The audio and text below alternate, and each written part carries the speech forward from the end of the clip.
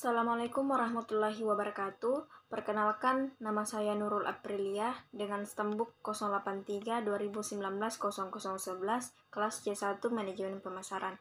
Saya akan mengerjakan 2 buah soal yang diberikan oleh dosen saya. Pertanyaan yang pertama, menjelaskan contoh kasus pada komoditas pertanian, perilaku konsumen secara rasional dan irasional. Menurut apa yang saya ketahui, perilaku konsumen secara rasional adalah tindakan konsumen dalam melakukan pembelian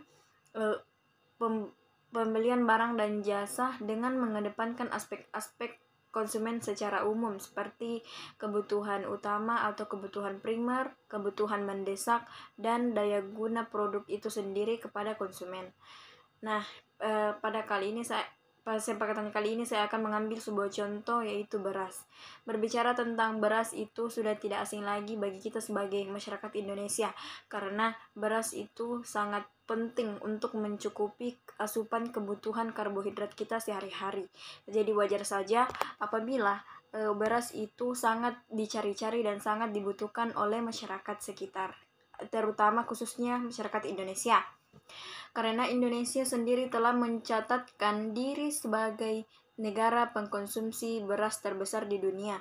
Tercatat, masyarakat Indonesia mengkonsumsi sekitar 114 kilogram per kapita per tahunnya. Itu artinya masyarakat Indonesia menjadikan nasi sebagai makanan pokok yang dikonsumsi untuk asupan karbohidrat sehari-hari. Masyarakat Indonesia menjadikan beras atau nasi sebagai makanan pokok meski dalam catatan sejarah menyatakan bahwa beras itu bukanlah satu-satunya sumber karbohidrat utama yang dikonsumsi. Masih banyak sumber karbohidrat yang lainnya yang bisa dikonsumsi oleh masyarakat Indonesia seperti sagu, ketela, ubi, kentang, jagung, dan lain-lain. Tetapi sebagian besar masyarakat Indonesia mengasumsikan atau beranggapan bahwa belum kenyang apabila belum memakan nasi. Nah, dan hal ini itu sudah tertanam dalam diri masyarakat Indonesia bahkan sejak bertahun-tahun yang lalu. Kemudian yang kedua adalah perilaku konsumen secara irasional. Menurut pendapat saya yang saya pelajari, perilaku konsumen secara irasional adalah perilaku konsumen yang mudah terbujuk oleh iming-iming diskon atau marketing dari suatu produk tanpa mendahulukan aspek kebutuhan atau kepentingan. Contohnya adalah ketika seorang ibu berbelanja ke pasar atau minimarket untuk berbelanja kebutuhan sehari-harinya di rumah. Pada saat itu pula, ibu tersebut melihat produk buah-buahan segar seperti mangga, apel, jeruk, anggur yang memberikan diskon besar-besaran sampai mencapai 80% diskonnya. Nah, akhirnya ibu itu pun tergiur atas diskon yang telah diberikan oleh supermarket tersebut, dan ia pun memborong buah-buahan tersebut meskipun stok buah-buahan di rumahnya itu masih sangat banyak sekali. Nah, karena tergiur oleh potongan harga yang sangat banyak, akhirnya ibu pun tanpa berpikir panjang untuk langsung mengambil atau membeli buah-buahan tersebut tanpa berpikir bahwa produk tersebut akan rusak apabila disimpan terlalu lama, dan sebenarnya masih banyak kebutuhan yang lebih penting yang ibu itu bisa beli apabila ibu tersebut berpikir secara rasional terlebih dahulu sebelum membeli suatu produk.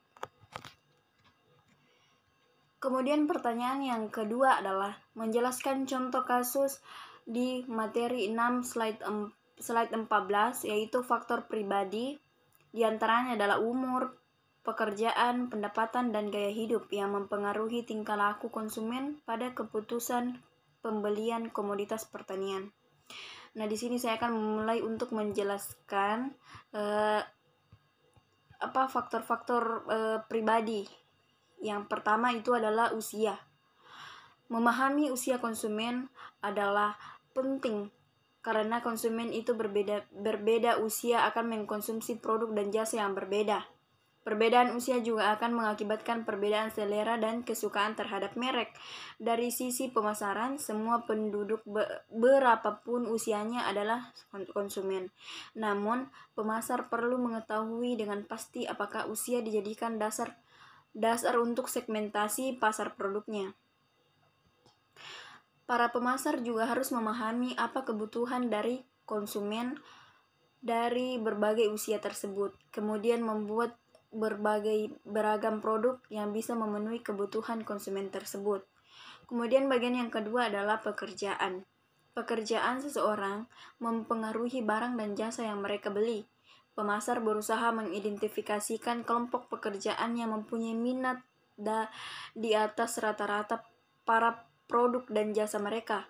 Mereka bahkan dapat mengkhususkan diri membuat produk yang diperlukan oleh kelompok pekerjaan tertentu. Kemudian yang ketiga adalah pendapatan. Pendapatan seseorang akan mempengaruhi pilihan produk. Pemasar barang-barang yang sensitif terhadap pendapatan mengamati gejala pendapatan pribadi, tabungan, dan suku bunga. Jika indikator ekonomi menunjukkan resesi, pemasar dapat mengambil langkah-langkah untuk merancang ulang, mereposisi, dan menetapkan harga kembali untuk produk mereka secara seksama. Beberapa pemasar menargetkan konsumen yang mempunyai banyak uang dan sumber daya, menetapkan harga yang sesuai. Kemudian yang keempat adalah gaya hidup. Gaya hidup atau biasa juga disebut sebagai lifestyle adalah pola hidup seseorang yang diekspresikan dalam keadaan psikografisnya. Gaya hidup menangkap sesuatu yang lebih dari sekedar kelas sosial atau kepribadian seseorang. Gaya hidup menampilkan profil seluruh pola tindakan dan interaksi seseorang di dunia. Jika digunakan secara cermat, konsep gaya hidup dapat membantu para pemasar memahami nilai konsumen yang berubah dan bagaimana gaya hidup mempengaruhi perilaku pembelian. Dua orang dengan usia pendapatan, pendidikan, bahkan pekerjaan yang sama tidak perlu menjalani kehidupan dengan cara yang sama. Mereka memiliki opini, minat, dan kegiatan yang berbeda, termasuk membeli produk dan merek yang berbeda. Nah, mungkin hanya itu yang bisa saya sampaikan dari kedua pertanyaan tersebut. Mohon maaf apabila banyak terdapat kesalahan. Akhir kata, wabillahi taufiq walhidayah. Assalamualaikum warahmatullahi wabarakatuh.